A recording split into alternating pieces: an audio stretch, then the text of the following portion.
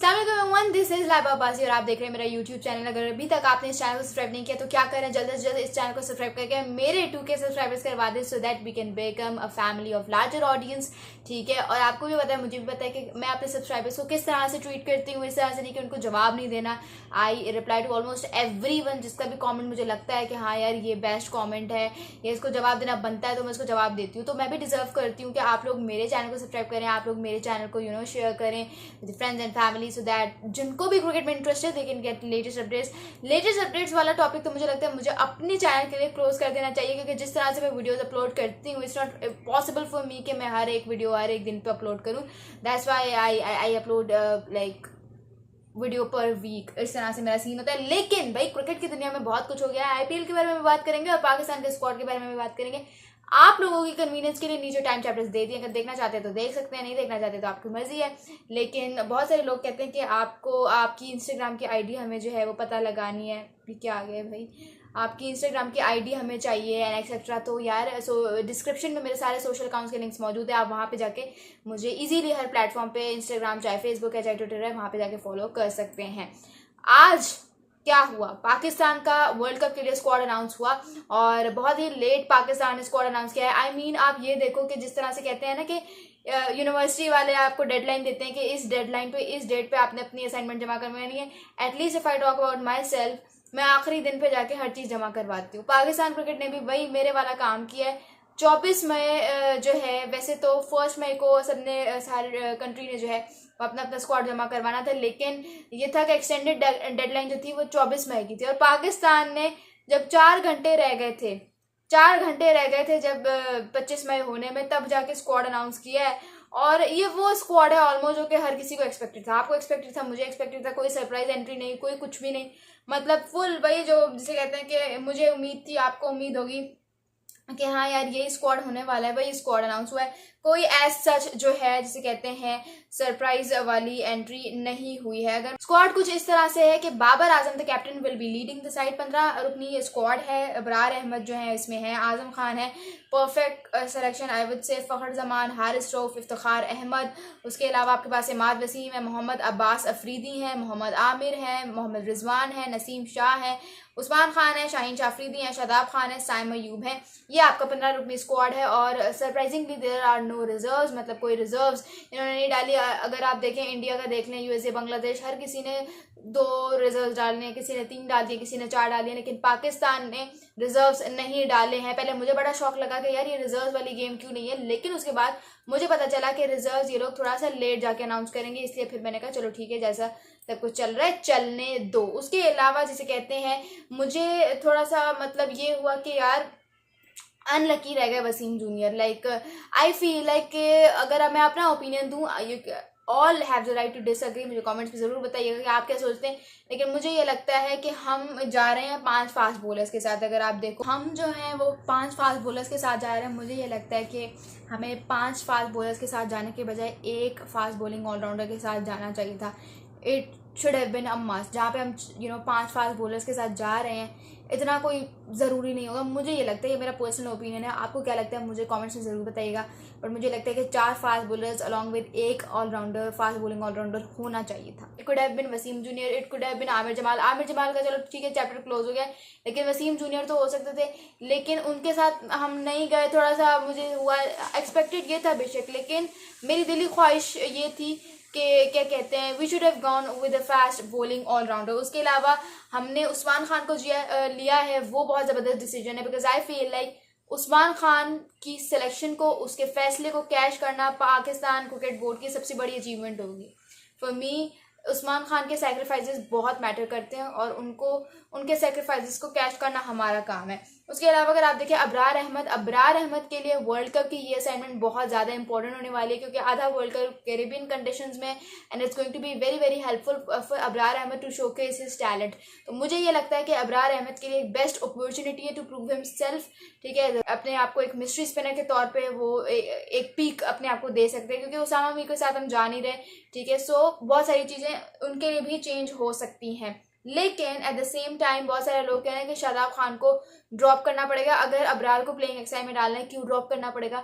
ना सिर्फ वो स्पिनर है बल्कि वो बैटिंग ऑलराउंडर भी है। अगर आपको पता हो। और सबसे ज्यादा बड़ी बात, he is a gun fielder. So I feel like जरूरी नहीं है कि अगर आप शादाब खान को अपनी प्लेइंग एक्साइड में डालो तो उससे पूरे पूरे 4 ओवर्स निकलवाओ।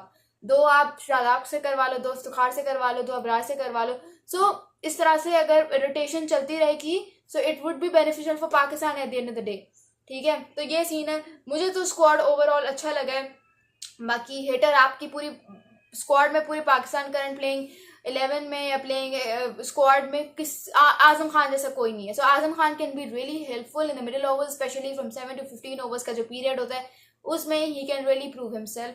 ठीक है, तो मुझे स्क्वाड ओवरऑल अच्छा लगा है। आप लोगों को कैसा लगा है मुझे कमेंट्स में जरूर बताइएगा। अब बात करते हैं भाई Sunrisers Hyderabad versus Rajasthan Royals के मैच के बारे में। पहला तो ये कि बहुत सारे लोग मुझे कह रहे थे डीएम्स में कि आपने आरसीबी के एलिमिनेट होने पे क्यों नहीं वीडियो बनाई, क्योंकि यार मैं एक बहुत इमोशनल फैन हूँ। I am really really sorry to say. हाँ ठीक है, एनालिसिस में आई बिकम वेरी न्यूट्रल। ठीक है, मैं बहुत न्यूट्रल होकर बात करती हूँ। बट जब मुझे धचका लगता है ना, इवन अगर मुल्तान सुल्तान भी जब अपना फाइनल मैच हार गया था तो मुझे दुख हुआ था, मुझे अफसोस हुआ था कि मैं कह रही थी ये क्या हो गया मेरे साथ। ठीक है, तो अफसोस मुझे रहता है। लेकिन आरसीबी क्योंकि it was after a long period of time, ठीक है, और फिर जैसे यहाँ से आउट ऑफ नोवे वो मैच हार गए। ठीक है, तो एक बहुत ही हार्ट ब्रेक मोमेंट था वो मेरे लिए, and I was not able to make a video for RCB's loss. तो इसलिए मैंने उस पर वीडियो नहीं बनाई। अब मुझे पता है for me it's I can not afford to be emotional, but at times यार हम लोग भी इंसान होते हैं, हमारे भी फीलिंग्स होती हैं, और मुझे बहुत दुख हुआ था, इसलिए I couldn't make a video on that. But wrapping that topic up, आपको पता है मुझे पता है कि फाइनलिस्ट तो आईपीएल 2024 के हो चुके हैं। KKR Kolkata knight riders versus sunrisers Hyderabad. बिल्कुल सही सुना आपने, Mitchell Starc versus Pat Cummins, two the most two expensive players. ठीक है, आप जिसे कहते हैं एट ऑक्शन, जिसे कहते हैं two best mates, two match winners will face each other in IPL 2024 final.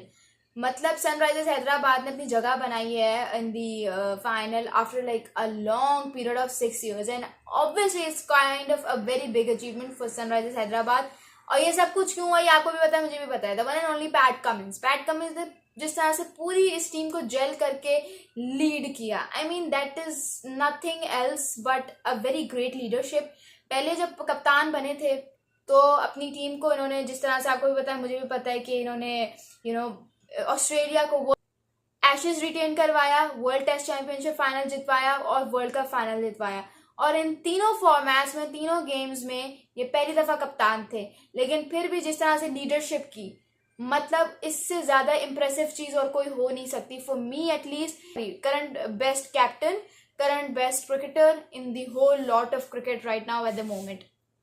PAT Cummins जिस टीम को भी जाएगा 4 चांद लगाएगा। और आपको अगर याद हो मैंने प्रेडिक्शन की थी कि आईपीएल 2024 सनराइजर्स हैदराबाद जीतेगा, और मुझे वो प्रेडिक्शन सच होती हुई नजर आ रही है।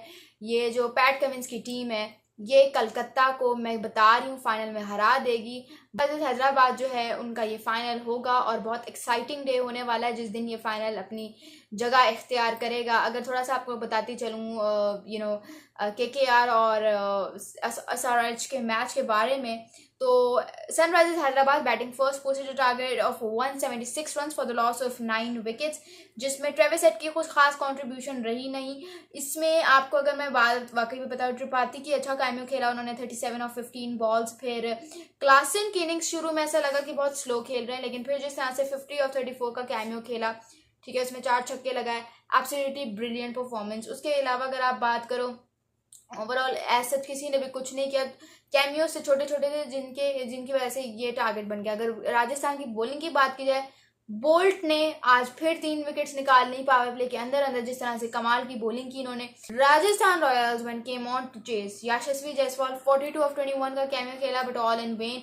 टॉम को लगे एडमोर कुछ नहीं कर सके, सैमसन कुछ नहीं कर सके, पराग और जूरेल ये दोनों जो है जिसे कहते हैं मैच जितवा सकते थे। एक टाइम पे मुझे इनसे बहुत उम्मीदें थी कि they could have one the match for Rajasthan Royals, but जिस तरह से पराग ने वो शॉट खेल के एक अपने लिए आउट करवा दिया अपने आप को, वो आई डोंट थिंक सो कि उसकी कोई ज़रूरत थी उस टाइम पे, तो वो वहाँ पे थोड़ा सा फेल हो गया। एशविन कुछ नहीं किया, हिटमेयर कुछ नहीं किया, पॉवल कुछ भी नहीं किया, और इस तरह से जो है ये लोग जीत गए। अब पिच रीड करने के बारे में अगर बात करें तो कमिंस से बेस्ट तो इस बिजनेस में कोई है नहीं। तो जिस तरह से पैट कमिंस 4 फास्ट बॉलर्स के साथ उतरे थे, भुवनेश्वर कुमार, कमिंस, नटराजन, ठीक है। जिस तरह से बॉलिंग इन्होंने डाली, I mean that has to be one of brilliant efforts put in by Pat Cummins. I mean Pat Cummins की अगर वैसे बात करूँ तो अपना उनका तो खास रहा नहीं, लेकिन जिस तरह से उन्होंने स्पिनर्स को यूटिलाइज किया लेटर ऑन, फिर शुरू के ओवर्स में उन्होंने बॉलर्स लेके आए, फास्ट बॉलर्स के थ्रू उन्होंने बॉलिंग करवाई, वो चीज़ इतनी इंप्रेसिव रही कि राजस्थान रॉयल्स को कभी स्पेस ही नहीं दी रन स्कोर करने की।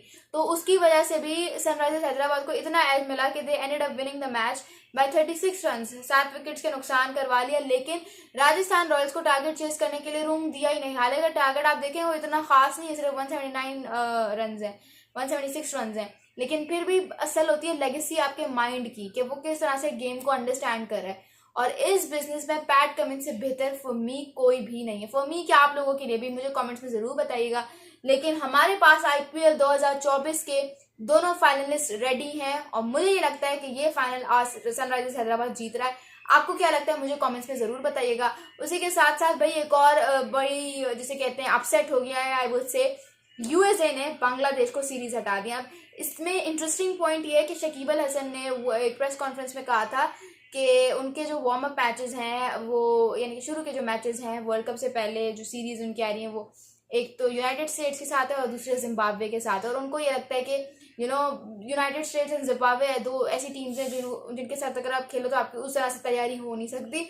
And both of those teams ended up winning against Bangladesh, और किस तरह से हराया है वो टॉप क्लास एफर्ट है। और डरने की बात यह कि यूएसए हमारे ग्रुप में, वर्ल्ड कप में हमारे ग्रुप में, तो जब आयरलैंड को हम इजी नहीं ले सकते तो फिर यूएसए क्या चीज़ है। तो मुझे तो बहुत खौफ का माहौल है, डर का माहौल है, मुझे तो डर लग रहा है। आपको लग रहा है मुझे कमेंट्स में जरूर बताइएगा। मैं चलती हूँ। दिस इज लैबा बासी signing off. Thank you so much.